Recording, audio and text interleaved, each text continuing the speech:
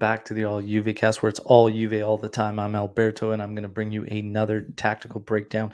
This one ahead of our match tomorrow versus Genoa. Okay, so we will be looking at Genoa. We're looking at their tendencies, and we'll figure out how Juventus can break them down. Okay, so let's take a look here, and we'll pull up the slides without further ado. So basically, one of Genoa's main traits is leaving their striker high on the last line all the time. Okay. So you will see when it's Destro, it'll be him always there. They have rotation of a couple of forwards there, and same thing. They will use them all in that manner. The only one they won't use in that manner, kind of like a cleanup, is Pandev. Right. But if it's Destro, he's going to be on your last line. Here you see a little bit of a play from a buildup. They like to do the majority of their work on the outsides. Okay. Taking to the outside, always leaving again that forward on your last line, hopefully pushing you back and trying to get into these cleanup areas as they run a 3-5-2 the majority of time. They've only strayed from the 3-5-2 in 2 matches. One was a 4-4-1-1 formation, and the other was a 4-2-3-1. However, nothing really changed as far as how they went about their attack. One man in attack, always on the last line and doing the majority of their work out on the outsides. Now you'll see here the ball will come inside centrally for the player showing. He's going to basically let it run, and that last player, if you lose on that, see this defender was trying to jump the gun and get here as if the pass was going to be there, but he dummied it, and it was a great dummy there, and Destro ends up in behind, and Destro ends up striking. So again, if this is a route Genoa wants to take, I'm fully confident in our team based on the center backs we have at our disposal. They can continue to leave that player high, and it shouldn't be effective. Any one of our guys should be able to man up on their forwards without issues. So the obviously the high percentage would be playing one of De Ligt or Chiellini and just rule that player out. Now, you see here again, most of their work on the outsides, forwards, getting to that spot, last line, a defender there, and they're going to just, again, take what they can get. Working in the outside, if you're going to leave the top of the area free here and collapse in a zone, which the nice thing about Juventus is we do not do this. We do not all drop back and collapse. There's usually a row of defenders and a row of mids. So we shouldn't be susceptible to this style attack from them where they push back and try to get you to collapse. Here you have their midfielder coming in for a wide open shot, and this one actually ends up over the bar or whatnot. But again, this particular scenario and what they want to do there shouldn't hurt us. Okay. Now, I've got this, which is just a set piece because they do a lot of their damage on set pieces. Here is actually Juventus property, Nicola Rovella. Okay. And in this scenario, most guys are going to cross it in for headers. When he actually takes a shot from here, he's very, very tricky, and he's very, very talented on the dead balls, and he will be one to watch. Now, his status is in jeopardy. He may not play.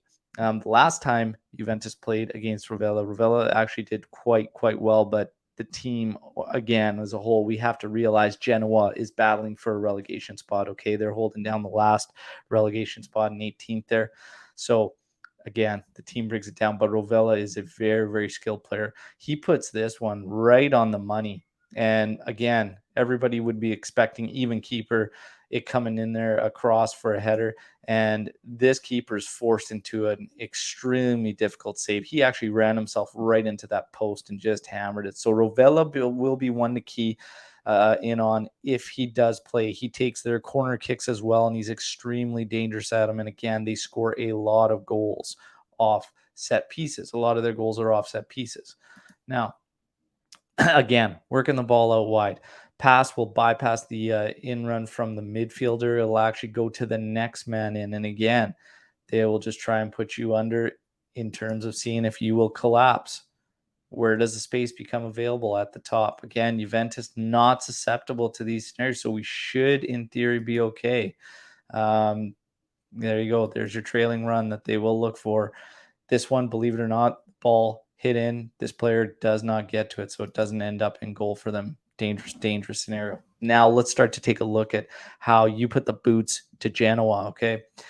Again, they like to do the majority of their work on the outsides. They're usually in a 3-5-2. Here you have their three central backs. Where they get caught is trying to move forward. If they do try to dial up some pressure, they can get chewed up. And look at here, they are stranded on the outsides, and you've got acres of space to play in behind them. They can fall victim to that a lot, especially if they try to put any kind of extra pressure on you to win the ball off you. Then this kind of becomes in play. And if you move the ball quickly, you can take advantage of these spaces and then from here run at them, where they become very, very bad at picking up checks if you're running at them.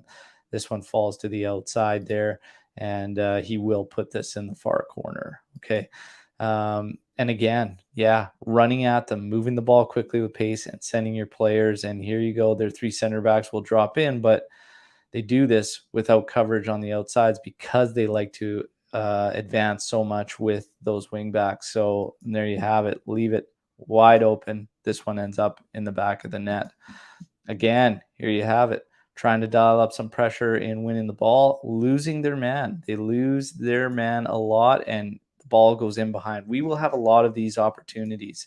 This one, believe it or not, he misses as the ball comes in the cross here, actually puts it over the net. But we're going to have a lot of these opportunities and scenarios to run the ball at them. So with the pressure that's coming from Genoa and them basically trying to dial up more against Juventus, they're going to leave themselves open. And I don't expect them to play that game. I expect them to play not on the back foot the entire game. I don't expect them to just sit back and want to withstand everything, but not as much pressure as opens it up to them on those counters. So it's going to be an interesting one. I think for Juventus, we should control this game. It looks, by the sounds of it, like Allegri will be going to a 4-2-3-1 again, similar to what we saw in the last match, and I agree with it. In terms of the personnel he's going to use, Pellegrini and Kulusevski should play from the press conference he gave today. Locatelli will be in the lineup. He's going to decide the rest of the team tomorrow. McKennie and De Sciglio are expected to be back in the fold next week. And he just says, with the schedule, it's very, very difficult. Some experienced players are going to need to be rested. Tomorrow against Genoa has to be a win. Absolutely. This next string of 5 matches must be wins for Juventus. It's our time to basically start to climb that ladder rung by rung and start to get things right. Bernardeschi, talked about Bernardeschi. He's fine after the last match, but the last 2 training sessions haven't been up to par for him. Not sure if he's going to be in the lineup or not. Keane and Morata, he's not sure on who will be at the 9 spot tomorrow, but that's basically a recap on his press conference. With Genoa, again, Juventus should control this match. We'll have plenty of opportunities, especially if they drop back again. Same thing as we did before. And the 4-2-3-1 will allow us to put more bodies forward. Okay. And if they want to drop, they will drop back in 5 defensively. This sets up the same as our match against Salernitana. Get your shooting boots on. Look at the top of the area. They will collapse. Spaces will be there. You need to send bodies forward, put pressure on them, keep them pinned back, and they will not hurt you, especially if you mark up on their 9. They're going to be left with trying to take route 1, which is just straight up long balls over the top. And I will take De Ligt, Chiellini, and even Bonucci to clean up Destro or anyone else they want to put in their attack up there. So, this one should be a victory for Juventus. They just, again, need to control, need to not be afraid to commit the bodies forward. Playing the 4-2-3-1 allows them to keep the 4 across the back. They can even send 1 fullback and still have a healthy dose of defensive coverage at the back to slow Genoa in any circumstances where we may be dispossessed and have a counter threat going the other way. Again, having 2 pivots, Locatelli being one of them. Locatelli defensively is very, very sound. If the other is Bentancur, it's even hinted potentially Rabiot.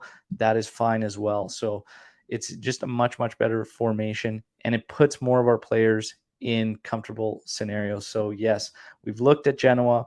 They're a very straightforward team. Again, we'll have to be sharp on set pieces, corner kicks, to shut them down. That is their main source of offense, to be honest with you, is their set pieces. They're very dangerous there. Again, they're 9.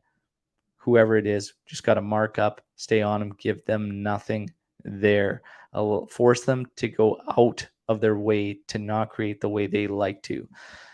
4-2-3-1 on the flanks, fine with it. Fine with it. They want to play it out wide. Again, we'll mark up the 9.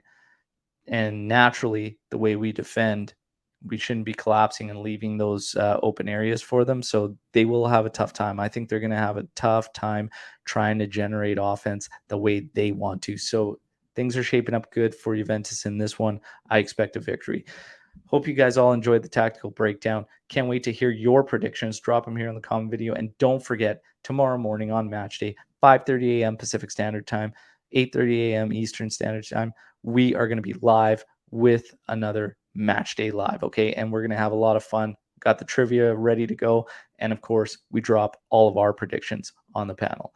Be there. And of course, like this video, subscribe to the channel if you're new. All Juve cast. All Juve, all the time. Fino alla fine, Forza Juventus.